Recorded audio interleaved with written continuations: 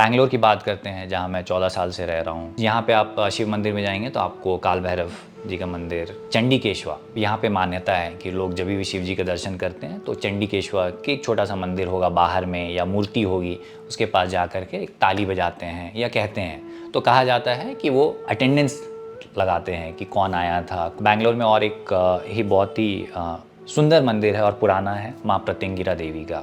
I know माँ प्रत्यंगिरा बोलने से मैक्सिमम टाइम लोगों के दिमाग में आता है कि अच्छा माँ निकुंभला के बारे में, या वो रावण की कुल देवी, but she is beyond that. अगर आप सिंपल फॉर्म में कहूँ तो शी इज़ भद्रकाली, जितना मैंने पढ़ा है, जाना है, राइट। और आप कभी वो मंदिर में अगर आप मौका मिले आप जा कर के देखो, तो छोटी सी मूर्ति है जहाँ पे मेन पूजा होती है। उसके अलावा आप जो यज्ञशाला में जाइए, वहाँ पे बड़ी सी वो शायद अष्टधातु की या नहीं तो धातु की ही मूर्ति है, और सामने में यंत्र है, और आप चारों साइड दीवार उठा के देखें तो एक एक बीज मंत्र है।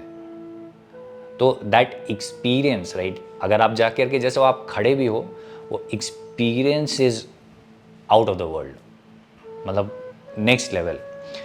तो कर्नाटका या ओवरऑल साउथ में अगर आप देखें, या खास करके कर्नाटका में जितने जगह पे मैं गया हूँ, जैसे मैं हम्पी गया था, तो लोग कहते हैं रुइंस एंड ऑल, लेकिन अगर जाके देखिए तो मैक्सिमम जो मूर्ति आप देखोगे ना, काल भैरव की ही डिफरेंट फॉर्म में मिलेंगी। तो ऑब्वियसली बिकॉज दे वर उस समय वॉर्स एक्सेट्रा वो कॉमन थे, बट स्टिल आप देखो अगर कर्नाटका या साउथ में ओवरऑल डिफरेंट जो भगवान के स्वरूप हैं, उनके मेनली जो फियर्स फॉर्म है उनकी पूजा होती है, राइट। और उसकी जो इफ़ेक्टिवनेस या एनर्जी लेवल है लॉन्ग, मतलब नेक्स्ट लेवल है। जैसे मैं एक बार काल भैरव अष्टमी में काल भैरव मंदिर में गया था, तो वहाँ पे मैंने देखा अभिषेकम होते हुए, राइट। जहाँ जहाँ मैं रहा हूँ वहाँ पे डिफरेंट कल्चर्स हैं, डिफरेंट ट्रेडिशंस हैं, डिफरेंट प्रैक्टिसेस हैं। बिहार में है लोग माँ के रूप में पूजा करते हैं, बंगाल में आप चले जाओ तो वहाँ माँ को बेटी मानते हैं, आप as a member of family मानते हैं। और प्लस बंगाल में की अगर बात करें तो वहाँ भी आप देखेंगे माँ की जो पूजा होती है, राइट, उनकी मूर्ति दुर्गा पूजा के टाइम डिफरेंट फॉर्म, कुछ ऐसे स्पेसिफिक फैमिलीज़ हैं जहाँ पे आप देखेंगे माँ की मूर्ति भगवान शिव के गोद में बैठे हुए हैं।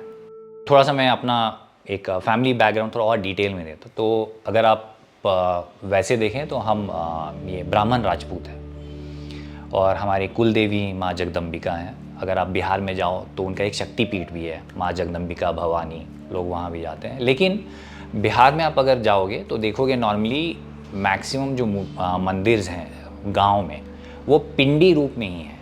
वो वहाँ आपको मूर्ति नहीं दिखेगी, वो मिट्टी की पिंडी ऐसी बनाई रहती है और पूजा उसी पे होती है।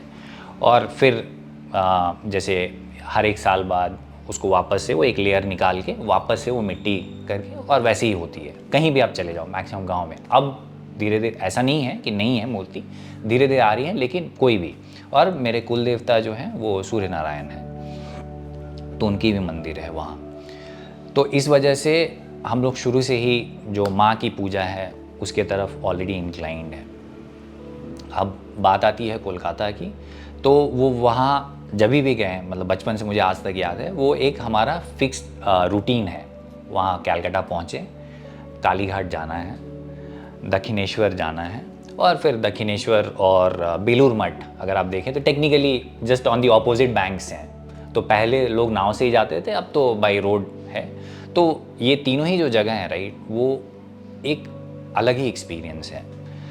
और मैं हर साल, और मेरे इन लॉज कोलकाता में ही हैं, तो हर साल हम जब जाते हैं तो हमारा वो फिक्स रूटीन है। यहाँ बैंगलोर से कोलकाता में रुके, पहले काली घाट जाना है, एक दिन दक्षिणेश्वर जाना है, उसके बाद फिर वहाँ से अपना आगे जमशेदपुर एंड ऑल, एंड फिर रिटर्न करके।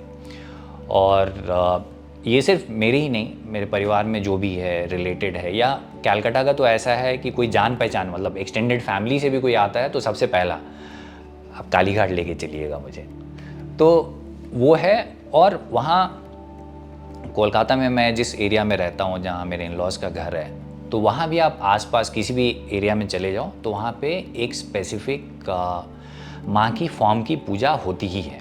जैसे मैं मैं इतनी बार गया हूँ तो मैं आपको बता सकता, जैसे मैं अपने घर से निकल के स्ट्रेट चला गया तो वहाँ पे माँ शीतला की एक मंदिर है।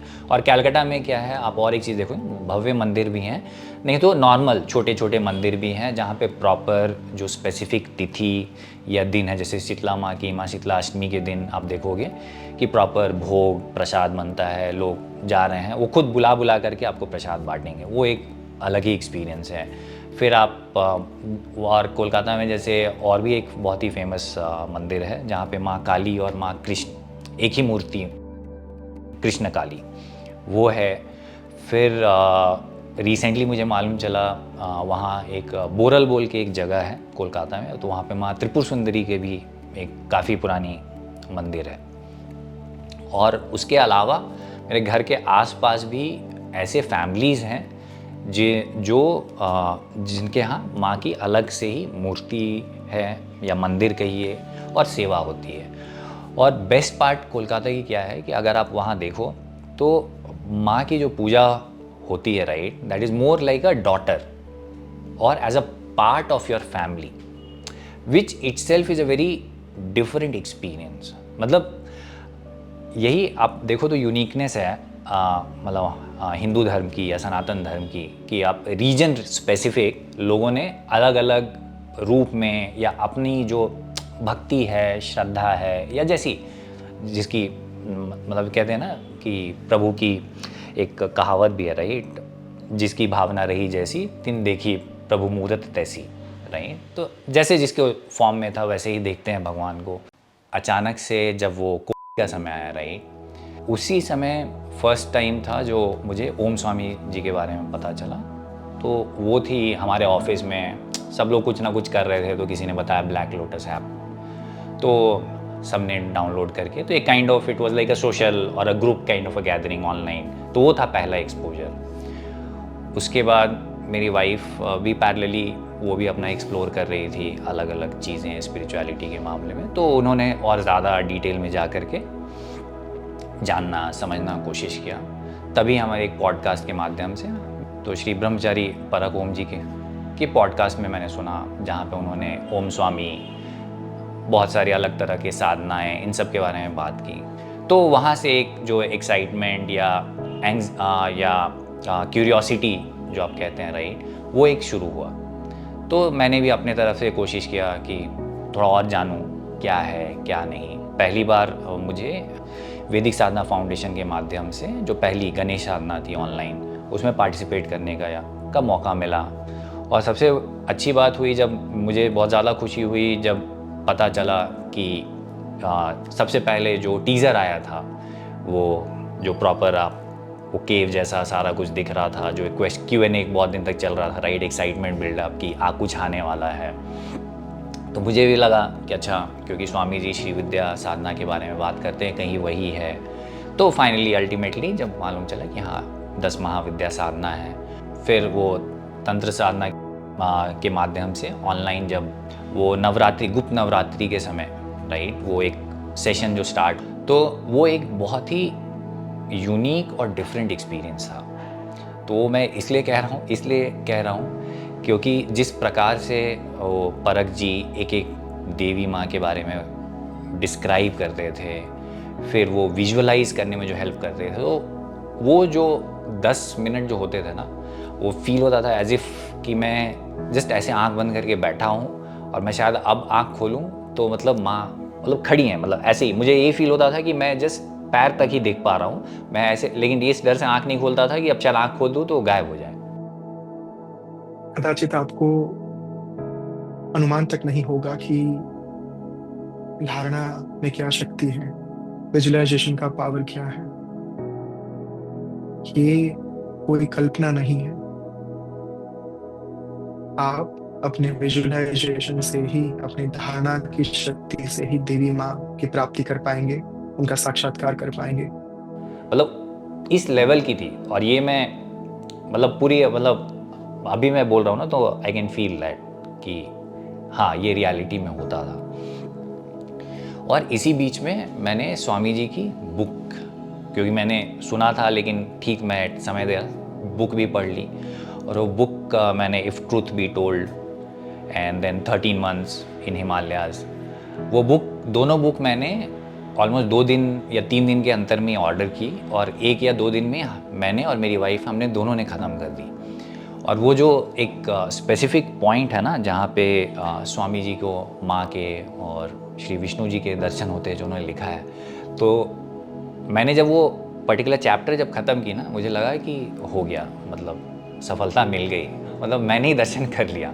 ये एग्जैक्ट फीलिंग था, एज इफ़ कि मतलब आप जब पढ़ो, आई नो इट्स मिक्स, मतलब आप उसको क्या कहूँ, ना तो ऑटोबायोग्राफी है ना बायोग्राफी, ना it's a mix, right. Story भी है, सारा कुछ, मतलब स्वामी जी ने मिक्स करके जिस तरह से लिखा है, राइट। लिटरली वही लगा, मैंने वाइफ को ही बोला, मैंने बोला पता नहीं दर्शन होंगे नहीं होंगे, लेकिन जो स्वामी जी ने दर्शन किया ऐसे ही फील हुआ लिटरली कि उन्होंने डिस्क्राइब कर दिया कि माँ कैसी दिखती हैं, विष्णु जी कैसे दिखते हैं। तो मैं ये भी रेकमेंड करूँगा कि अगर आपको कोई डाउट है या कुछ है तो आप ये बुक भी एटलीस्ट पढ़ सकते हैं। जब से मैं तंत्र साधना ऐप से जुड़ा हूँ, तो इनिशियली जब स्टार्ट हुआ था तो थोड़ा सा डिफ़िकल्ट था इन टर्म्स ऑफ मंत्र, और सबसे मुश्किल कुछ दिनों तक तो ऐसा भी हुआ है कि मैं मंत्र गलत उच्चारण कर रहा था। तो माँ काली का ही मंत्र था, बीज मंत्र, तो वो मैं गलत प्रोनाउंस कर रहा था।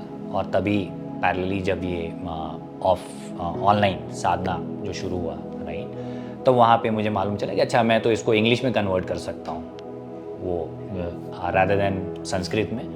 तब मैंने वहाँ पे देखा कि वो मंत्र को कैसे उच्चारण करते हैं, तो फिर वही जो भ्रांति आती है। लेकिन क्योंकि मैं इतना सुन चुका था, इतना पढ़ चुका था, स्वामी जी से सुन चुका था, ब्रह्मचारी परख जी से, कि डरने की कोई बात नहीं है, होता है, भूल चूक होता है, कोई बात नहीं है, आप बस अपना आगे बढ़िए।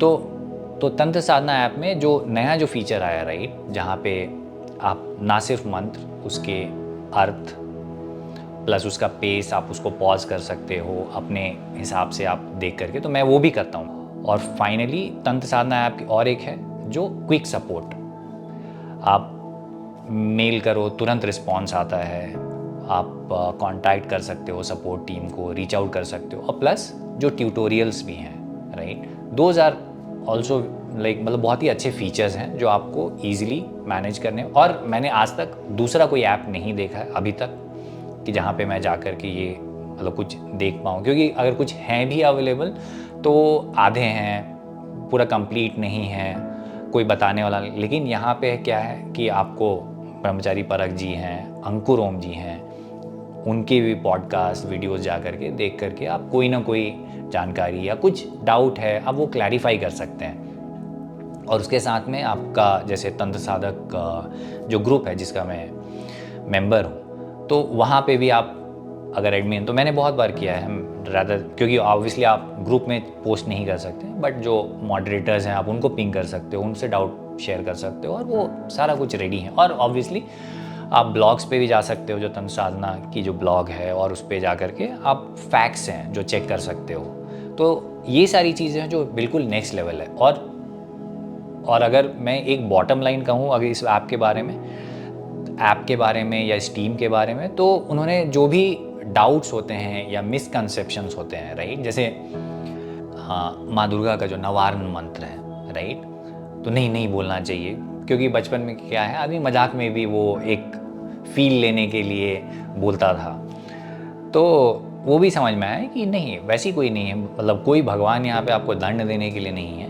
आप बस वही जो स्वामी जी कहते हैं, अगर आप साधना सही तरीके से सही मंशा से करें आपको फल मिलेगा। अगर कोई त्रुटि हो जाए या गलती हो जाए तो डरने की कोई बात नहीं, आपको शायद फल ना मिले, लेकिन फिर भी वही जो सब लोग कहते हैं भगवान भाव देखते हैं। To the entire VSF team and the Tantra Sadhana app team as well, right, really thankful for all your support and being there to allow simple people like us who do not have any prior experience or background into Tantra Sadhana or the intricacies of the different rituals. Thank you for bringing this all together. Thank you. Jai Shri Hari.